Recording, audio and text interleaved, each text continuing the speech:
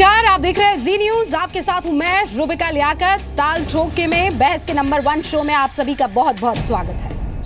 UP में जानवरों के अवैध कत्ल खानों पर कार्रवाई हो रही है, एक्शन हो रहा है और योगी सरकार की इस कार्रवाई को सांप्रदायिक रंग देने की कोशिशें भी अब शुरू हो चुकी है।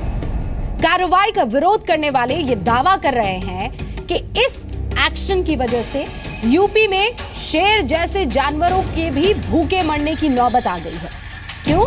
क्योंकि उन्हें मांस की सप्लाई नहीं हो पा रही है। यह दावा भी किया जा रहा है कि अवैध बूचड़खानों के बंद होने से लाखों लोगों के रोजगार पर असर पड़ रहा है, तकरीबन 3 लाख लोग। योगी सरकार की इस कार्रवाई के विरोध में चिकन मटन के जो कारोबारी है वो हड़ताल पर चले गए। लेकिन मीट व्यापारी जिन दावों को लेकर हड़ताल कर रहे हैं उसका सच क्या है? क्या अब तक शेर जैसे जानवरों को मीट सप्लाई जो होती थी वो अवैध बूचड़खानों से हो रही थी, इल्लीगल बूचड़खानों से? और क्या रोजगार के नाम पर अवैध गतिविधियों को जायज ठहराया जा सकता है? अवैध बूचड़खानों पर जो पॉलिटिक्स हो रही है और जिस तरह इस कार्रवाई को एक सांप्रदायिक रंग दिया जा रहा है, उसी को देखते हुए आज हमने लखनऊ में एक रेस्टोरेंट चेन के मालिक है शमील शमसी, उनसे बात की। पहले उस बातचीत का पूरा अंश आपको सुनाना है जिसमें तमाम उन दावों की धज्जियां उड़ रही है जो बूचड़खानों के खिलाफ कार्रवाई को लेकर हो रही है। आप सुनिए ये अंश पहले। लखनऊ से हमारे साथ आज शमील शमसी हैं। शमील शमसी खुद एक बड़ी रेस्टोरेंट चेन के मालिक हैं। लखनऊ में ही उनके रेस्टोरेंट की बहुत सारी ब्रांचेस हैं। आज वो हमारे साथ इसलिए आए हैं क्योंकि वो जानते हैं कि उन बूचड़खानों का सच क्या है जिन पर आज जमकर राजनीति हो रही है।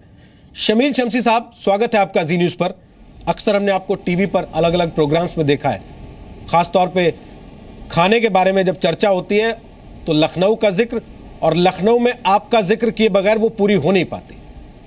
लेकिन आपको अजीब नहीं लग रहा कि आज आप उसी लखनऊ का खाने से जुड़ा एक ऐसा सच बेनकाब कर रहे हैं जिसे सुनने के बाद बहुत से लोगों के होश उड़ जाएंगे? ये तो आज राजनीतिक मुद्दा बन गया है, लेकिन इस विषय को हम लोगों ने 2014 में मुख्यमंत्री अखिलेश यादव के सामने भी रखा था, तत्कालीन मुख्यमंत्री के सामने, और हम लोगों ने एक बाकायदा लिखित मांग उनसे की थी कि जो ये अवैध बूचड़खाने हैं ये बेइंतहा जो है वो गलत तरीके से अलग अलग किस्म के जानवरों को काट लेते हैं, मरे जानवरों को काट देते हैं। सस्ता मांस मछली बेचने के वजह से ये लोग काफ़ी हद तक जो है वो ऐसे रोगी जो जानवर होते हैं उनको भी काट के उसका गोश्त बेच देते हैं, जिस पर किसी प्रकार का कोई अंकुश नहीं है। यहाँ तक कि इस्लाम में मुर्दा जानवर का मांस खाना भी हराम है। तो इसलिए मुसलमानों के साथ भी कोई ये इंसाफ का काम नहीं हो रहा था, जिसको आज जैसे लोग मुद्दा बना रहे हैं उसको एक सांप्रदायिक रंग दे रहे हैं। लेकिन लोग इसमें राजनीतिक फ़ायदे देख रहे हैं, कोई इसमें इस्लाम को ख़तरा देख रहा है, कोई इसमें कोई बात कर रहा है। तो ये बहुत ही शर्मनाक चीज़ है। शमील साहब, आपने कहा कि आपने पहले भी शिकायत, लेकिन वो बहुत ज्यादा नुकसान, ये बहुत तरह के जानवरों का मांस बेच रहे हैं। आप बता सकते हैं जी किन किन जानवरों का मांस बेच दिया जाता है इन अवैध बूचड़खानों के जरिए? नहीं तो भाई मैंने तो बताया, मैंने तो लिख के दिया कि साहब कुत्ते तक का मांस इसमें बेचा जाता है। ये तो मैंने बहुत चीज़ें, अभी एक हैदराबाद में एक चीज़ अभी सामने आई थी, उसको सोशल मीडिया पे लोगों ने बहुत शेयर किया था कि जो है वो कहीं पे साहब एक कुत्ते का मांस काटते हुए कोई व्यक्ति मिल गया। तो इस तरह की चीज़ें हैं, इसके ऊपर धर्म की आड़ में या राजनीतिक अपना उल्लू सीधा करने के लिए इस चीज़ को नहीं करना चाहिए। ये सेहत से जुड़ी हुई बात है। मेरे भी बच्चे हैं, मेरी भी फैमिली है, वो भी अगर कहीं खाती है तो उनकी भी सेहत से जुड़ी हुई चीज़ है। इसलिए सबको एकजुट होकर इस चीज़ के ऊपर आवाज़ उठानी चाहिए और स्लॉटर हाउस जो अवैध हैं उनको बंद होना चाहिए। आपने शमील साहब खुद एक बात कही, इसके लिए सरकार की सराहना करनी चाहिए। बीमार जानवर को या मरे हुए जानवर को खाना हराम माना गया है, लेकिन आपने ये भी सुना होगा बहुत से जो नेता हैं जो ठेकेदारी कर रहे हैं इस चीज़ की, वो दलील यही दे रहे हैं कि अगर बूढ़े बीमार बैल को काट के खा भी रहा है कोई तो इसमें दूसरे को बुरा क्यों मानना चाहिए, वो तो वैसे ही मरने वाला है। क्या वो ये बात नहीं जानते जो आप जानते हैं?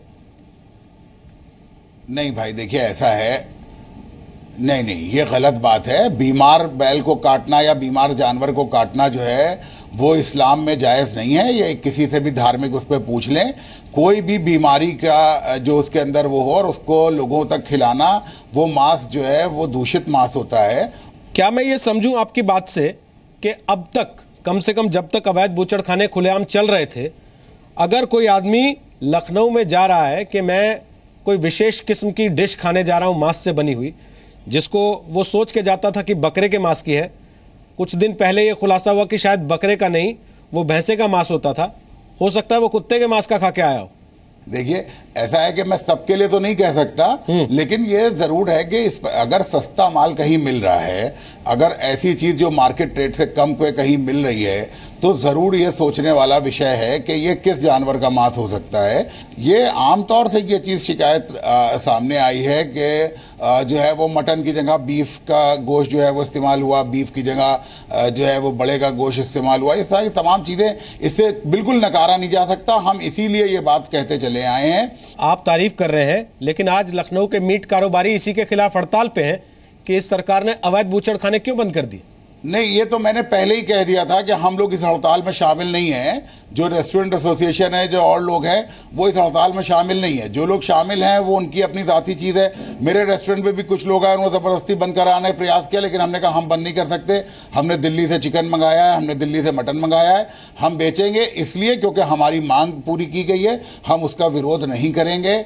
आपको कोई अधिकार नहीं है किसी की भी दुकान को ज़बरदस्ती बंद कराने का, किसी भी रेस्टोरेंट को ज़बरदस्ती बंद कराने का। दूसरी चीज़ ये है कि जो शिकायतें लोगों ने दी हैं इससे पहले पिछले 10, 12, 15 सालों में, लगातार के साथ जो है वो जांच होनी चाहिए, चेक होना चाहिए, पता होना चाहिए। उन चीज़ों के ऊपर जो है अगर आज अंकुश लगने की बात है, तो इसका मतलब चोर की दाढ़ी में कहीं ना कहीं तिनका है। लखनऊ में जो दुकानें हुआ करती थी, उन दुकानों में जो भी बकरे का मांस टंगा होता था, उसके ऊपर सरकारी मुहर लगी हुई होती थी। यानी कि आपको पता होना चाहिए। और 2 तरह की मोहरें होती थी, इतना क्लियर, इतनी ट्रांसपेरेंसी थी। एक मोहर ग्रीन कलर की होती थी जो फीमेल मांस पे लगी होती थी, रेड वाली जो है वो मेल मांस के ऊपर लगी होती थी। यानी कि जो आप परचेज कर रहे हैं वो आपको पता होना चाहिए कि आप फीमेल और मेल में डिफरेंस है रेट में, तो आप वही लें। ऐसा ना हो कि आपको जो है वो कोई मेल के रेट में फीमेल का मांस जो है वो परोस दे। तो इसलिए जब इतनी चीज़ों की पहले चीज़ें मुहैया थी, वो अचानक जो है वो भ्रष्टाचार की आंच में कैसे घुसती चली गई। और उसमें जाहिर सी बात है कि भैया एक वर्ग विशेष इसको बड़े पैमाने पर करता है, एक समुदाय विशेष करता है, तो जाहिर सी बात है कि सांप्रदायिक रंग के साथ भी वो चीज़ हुई होगी। उनको नहीं अंदाज़ा होगा कि कभी इस तरह की सरकार भी आएगी जो ये सोचेगी कि नहीं साहब इसके ऊपर अंकुश लगना चाहिए। तो अगर पहले ये होता रहता था कांग्रेस की सरकारों में, तो फिर आज की सरकार में कैसे इस्लाम खतरे में आ रहा है, कैसे धर्म खतरे में आ रहा है, भाई ये हमको पता होना चाहिए। आपको लगता है कि बहुत सारे ऐसे लोग हैं जो ये कह रहे हैं कि इससे बेरोजगारी बढ़ जाएगी, लोग सड़क पे आ जाएंगे, उनकी ये बात जायज़ है या ये भी जानबूझ के फैलाया जा रहा है? भाई देखिए, अच्छा एक बात बताइए, अगर पंजाब में ड्रग्स का कारोबार था, उससे बहुत ज़्यादा लोग जुड़े हुए थे, उसको बंद कर दिया जाएगा तो क्या बेरोजगारी का आप हवाला देंगे? भाई आप एक अवैध चीज़ बेच रहे हैं, आप एक ख़राब चीज़ बेच रहे हैं, एक समाज में आप जो है बीमारियों को पैदा कर रहे हैं, उसके ऊपर कोई आदमी अंकुश ना लगा कि आप बेरोजगार हो जाएंगे। ये इंटरव्यू आपको समझाना, बताना और सुनाना इसलिए ज़रूरी था क्योंकि ये शख्स लखनऊ में रेस्टोरेंट चेन के मालिक हैं, रेस्टोरेंट बिजनेस को बहुत अच्छे से समझते हैं। मीट जो है किस तरीके का आ रहा है, किस जानवर का आ रहा है, उसको खुद देखते हैं। और ये इनका दावा है कि जितने भी इल्लीगल एबेटॉयर्स है या इल्लीगल स्लॉटर हाउस है, वहाँ से किस किस तरीके के मांस आ सकते हैं जो आपकी सेहत के लिए भी वाकई खतरनाक हो सकते हैं। इस पर चर्चा करने के लिए सुनील यादव साहब, प्रवक्ता है समाजवादी पार्टी के, अखिलेश सरकार में मंत्री रह चुके हैं, लखनऊ यूनिवर्सिटी से LLB कर चुके हैं। सर आपका बहुत बहुत स्वागत है। अब्दुल हमीद कुरैशी साहब जो कि अध्यक्ष है लखनऊ बकरा गोश्त व्यापार मंडल, इनका कहना है कि बूचड़खाने सरकारी गाइडलाइंस का पालन करते हैं और इनको बंद करना जायज नहीं है। सर आपका भी बहुत बहुत स्वागत है। मुकुल सिंह साहब, जो कि वकील हैं, पश्चिमी उत्तर प्रदेश में अवैध बूचड़खानों का मुद्दा ये बरसों से उठाते रहे हैं। सर, आपका भी स्वागत है। एनजीटी की गाइडलाइंस के बारे में, उसके निर्देश और ऑब्जर्वेशन के बारे में हमें बताने वाले हैं। और डॉक्टर संबित पात्रा, जो कि बीजेपी के राष्ट्रीय प्रवक्ता है, पेशे से सर्जन है और बीजेपी की सेंट्रल कमेटी में ओडिशा को रिप्रेजेंट करते हैं। सर, आपका भी बहुत बहुत स्वागत है। शुरुआत में आप सबको 1.5 मिनट मिलेंगे और इसीलिए सबसे पहले कुरैशी साहब, मैं आपके पास आ रही हूं। आप लोग हड़ताल पर हैं और ये बेमियादी हड़ताल है, इसकी कोई म्याद नहीं है। मैं वजह जानना चाहती हूं।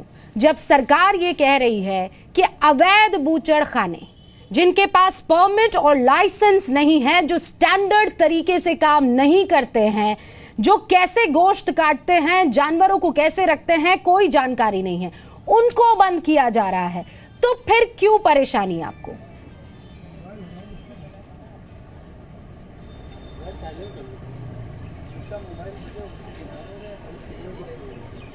कुरैशी साहब, मेरा सवाल आपसे था।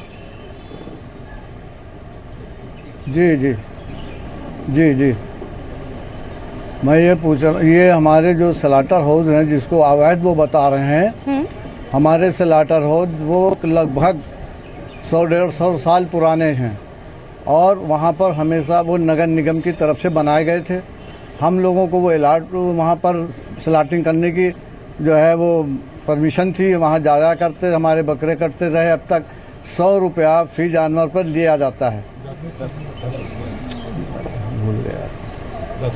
10 रुपये जो सारी मुझसे गलती हुई, ये 10 रुपये फी जानवर पर हमसे लिया जाता था। अभी 2-4 दिन पहले हमारे स्लाटर हाउस को बंद करा दिया गया, ये कह के अवैध हैं। अब बताइए, जो आपके द्वारा नगर निगम के द्वारा जो बना के दिया गया, जिस पर बदसाला लिया जा रहा है 10 रुपया फी जानवर और सैकड़ों साल से चला आ रहा है, और आज वो अवैध कैसे हो गया, उस पर ताला कैसे डाल दिया गया? इसलिए कि हम लोगों को बेरोजगार करने के लिए मुसलमानों के साथ ये साजिश रची गई, हमको ऐसा लगता है। समझे कि हमारे एक तरफ दुकानदारों का लाइसेंस 3-3 साल हो गए, 2-2 साल हो गए, रिन्यूअल नहीं किया जाता है। नगर निगम में दौड़ाया जाता है, 10 रुपये जो उसकी बदसाला शुल्क हम देते हैं, और नगर निगम वो स्लाटर हाउस को ये कहकर बंद करा दिया गया है कि ये ठीक है सर, पूरे 1.5 मिनट आपको दिए, आपने अपनी बात कह दी है। 2 चीजें हैं और दोनों में विरोधाभास है। आप ये कह रहे हैं कि हमें तो लाइसेंस मिला हुआ है, बरसों बरस से चला आ रहा है, और अभी आपने आखिर में ये कहा कि भाई 2-3 साल से उसको रिन्यू नहीं किया गया है, वहां पर बहुत परेशानियां और खामियां हैं सरकारी कामकाज में।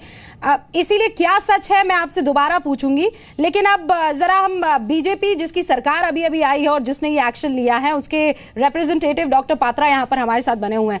डॉक्टर पात्रा ये कह रहे हैं कि भाई हमारा तो लीगल स्लॉटर हाउस है, जो बूचड़ खाने हैं वो वैध तरीके से चल रहे हैं, नगर निगम ने बना कर दिए हैं। आपने सुन ही लिया होगा, मुझे वो सवाल नहीं पूछना आपसे चाहिए।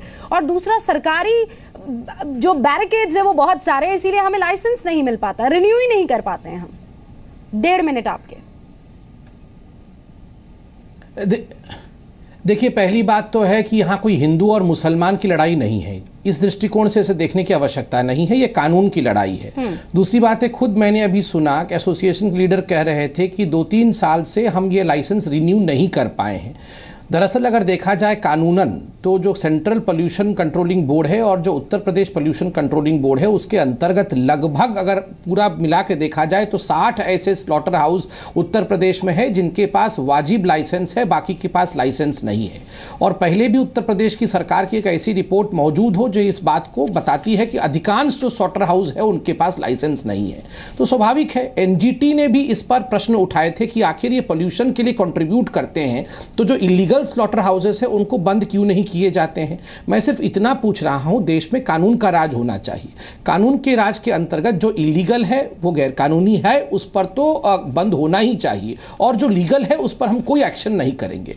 तीसरी बात है, मोदी जी ने शुरू से ही कहा है कि लाइव स्टॉक अर्थात जो हमारे पशु पक्षी हैं उनके पॉपुलेशन को बढ़ाने के लिए उनकी जो स्मगलिंग होती थी चोरी से, उनको जो काटा जाता था, क्योंकि किसानों का वो धरोहर होता है, अगर हम किसान के के इकोनॉमी को बढ़ाना चाहते हैं तो उसके लाइफ स्टॉक की भी चिंता करनी पड़ेगी। इस कारण से ये स्मगलिंग रोकना और गैर कानूनी तरीके से स्लॉटर हाउसेस में जो ये काम चलता था उसे रोकना अत्यंत अनिवार्य है। डायरी प्रोडक्ट्स को भी बढ़ाना है और डायरी इंडस्ट्री को भी बढ़ाना है। ऐसे में कानून का राज ही उत्तर प्रदेश में होना चाहिए।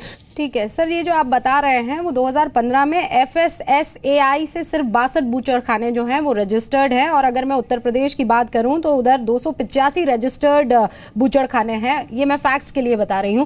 बहरहाल अब मुझे ज़रा मुकुल जी का रुख करना पड़ेगा जो एनवायरमेंटल लॉयर है। मुकुल जी प्लीज़ ये कन्फ्यूजन ज़रा मेरे व्यूअर्स के लिए दूर कर दीजिए, और कुरैशी साहब भी अगर आप सुन रहे हैं, कुरैशी साहब तो इस पर आप ज़रा गौर कीजिएगा। योगी आदित्यनाथ जब पहली बार आते हैं सामने गोरखपुर में जनता के, तो वो ये कहते हैं कि NGT ने निर्देश दिया और हम उस पर कार्रवाई कर रहे हैं, हंगामा क्यों है बरपा। तो ये बता दीजिए कि ऑब्जर्वेशन क्या था NGT का, ये लीगल इलीगल में डिफरेंस क्या है सर? आर्टिकल 21 कॉन्स्टिट्यूशन का कहता है human right to life and liberty is the supreme right. Now आप लोगों को सड़ा हुआ मांस खिलाएंगे, इलीगल बूचड़ खानों का मांस खिलाएंगे, तो उनकी लाइफ का क्या होगा भगवान मालिक है। उसके बाद इलीगल बूचड़ खाना जो चल रहा है उसमें से जो खून निकल रहा है, बाई प्रोडक्ट्स निकल रहे हैं, वो कहाँ जा रहा है किसी को नहीं पता। वो ज़मीन के अंदर जा रहा है, पानी के साथ मिल रहा है, लोग उसको पी रहे हैं उस पानी को, उसके बाद उनको हजार तरीके की बीमारियां हो रही हैं। क्या सरकार की जिम्मेदारियां नहीं बनती हैं इस चीज़ के लिए? अभी तक ये बूचड़ खाने चल कैसे रहे थे, ये बातें समझ नहीं आती। क्या पूरे कस्बे के कस्बे बीमार हुए पड़े हैं यूपी में, पश्चिमी उत्तर प्रदेश में। मैं आपको कैराना का उदाहरण देता हूं, वहां एक बूचड़ खाने में 700 जानवरों को स्लॉटरिंग की परमिशन दी हुई है, right in the middle of Kairana town. उसका जो बाई प्रोडक्ट्स निकल रहा है भगवान जाने, लोगों को वो ही पानी पीना पड़ रहा है। हाँ आपकी बात सुनाई और दे रही है। उसके बाद जो बीमार पड़ रहे हैं वो अलग है। जी जी जी जी तो ये चीजें हैं, इनका हमें ध्यान रखना पड़ेगा। ये सरकार का दायित्व बनता है कि ऐसे बूचड़ खानों को बंद किया जाए जहां इलीगली जानवरों का स्लॉटरिंग हो रहा है। स्लॉटरिंग के बाद आपको एक इसमें नई एक्टिविटी आजकल हो रही। ठीक है, एक सेकंड मुकुल जी, मेरे सवाल का जवाब दे दीजिए। ये जो आप कह रहे हैं 700 जानवरों को सैक्रिफाइस करने की परमिशन दे रखी, किसने परमिशन दी है? स्टेट गवर्नमेंट ने परमिशन दी है। अब भगवान जाने वो परमिशन कैसे दी है, क्योंकि आप कस्बे के बीच में परमिशन नहीं दे सकते स्लॉटर हाउस को ऑपरेट करने के लिए। ठीक है, उससे जो पॉल्यूशन होता है, गर्मी में जो बदबू निकलती है, मुझे एक बार मेरा ये बजर राउंड एक बार क्लियर करने दीजिए, फिर हम डिटेल में इस पर बात करेंगे। सुनील यादव साजन साहब, आज जब हम शम्सी साहब से बात कर रहे थे तो उन्होंने कहा 2014 में बाकायदा मैंने सरकार को एक लेटर लिख कर दिया, इन अवैध बूचड़ खानों के बारे में लेटर लिख कर दिया, किसी तरह की कोई कार्रवाई नहीं हुई। और अब जब कार्रवाई हो रही है, सर अवैध तो अवैध है ना, कार्रवाई हो रही है तो क्या परेशानी है? आजम खान साहब ये बोल देते हैं कि साहब सारे के सारे अवैध है। देखिए नहीं, सवाल इसका नहीं, सवाल यह है, मुझे नहीं लगता कि देश या प्रदेश में जहां कहीं कोई अवैध काम हो रहा होगा, कोई भी इस पक्ष में होगा कि अवैध काम हो। लेकिन सवाल इस बात का है कि अवैध काम, अवैध बूचड़ खाने जो उस दिन भट्ट साहब ने अपनी मीटिंग में रखा है उत्तर प्रदेश सरकार में, वो शासनादेश कब का है? वो शासनादेश 30/6/2014 का है। और उसे बंद कर, उस समय सरकार किसकी थी? मुख्यमंत्री कौन था? मुख्यमंत्री माननीय अखिलेश यादव जी थे। उन्होंने बंद करने की कार्रवाई की। और जहां तक सवाल, सिर्फ बहस इसका नहीं है, बहस यह है कि क्या केवल उत्तर प्रदेश के लिए है?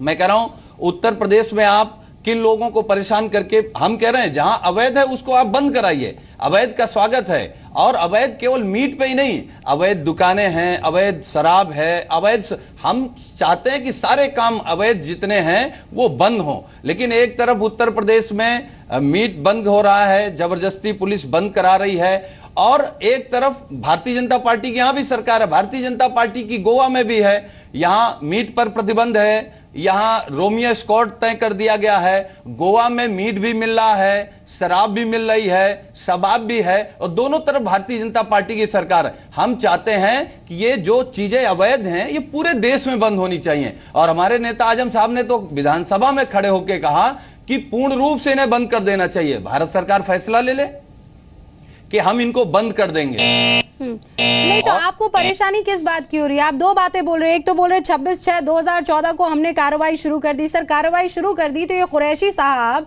जो आज बैठ के और हड़ताल कर रहे हैं, ये 20/6/2014 को इन्होंने हड़ताल क्यों नहीं शुरू की? ऐसा आपने क्या किया कि ताले लगे भी और दिखाई भी नहीं दिया और कुरैशी साहब भी खुश रहे? ऐसा क्या किया सर? मुझे लग रहा है कि अभी भी जो चीजें हो रही हैं उन पर अगर हकीकत में जाएंगे तो वो चीजें दिख कुछ रही हैं और हो कुछ रही हैं। जैसे कि यहां केवल छोटे जो मीट मटन जो छोटे दुकानदार थे उनको परेशान किया जा रहा है। और इसमें आप कह रहे हैं कि इसमें राजनीति हो रही है। यहां राजनीति नहीं हो रही। मैं कह रहा हूं, अभी भाजपा के प्रवक्ता कह रहे थे कि कानून का राज होना चाहिए, तो मैं भी चाहता हूं कि उत्तर प्रदेश में कानून का राज हो। रोमियो स्कॉट अब पुलिस तय करेगी, हिंदू युवा वाहिनी के लोग तय करेंगे कि कौन है कौन नहीं है। मिक्स मत कीजिए, टॉपिक बिल्कुल मिक्स मत कीजिए। आप ये तय करें, ऐसा नहीं हो सकता है कि उत्तर प्रदेश के सीएम को आप कायदे से सुन ना रहे हो। साजन साहब वो बार बार ये कह रहे हैं कि आपसे मुझे आपको बताने की जरूरत नहीं है। मैं श्योर हूं कि आप उनके बयान सुन रहे होंगे।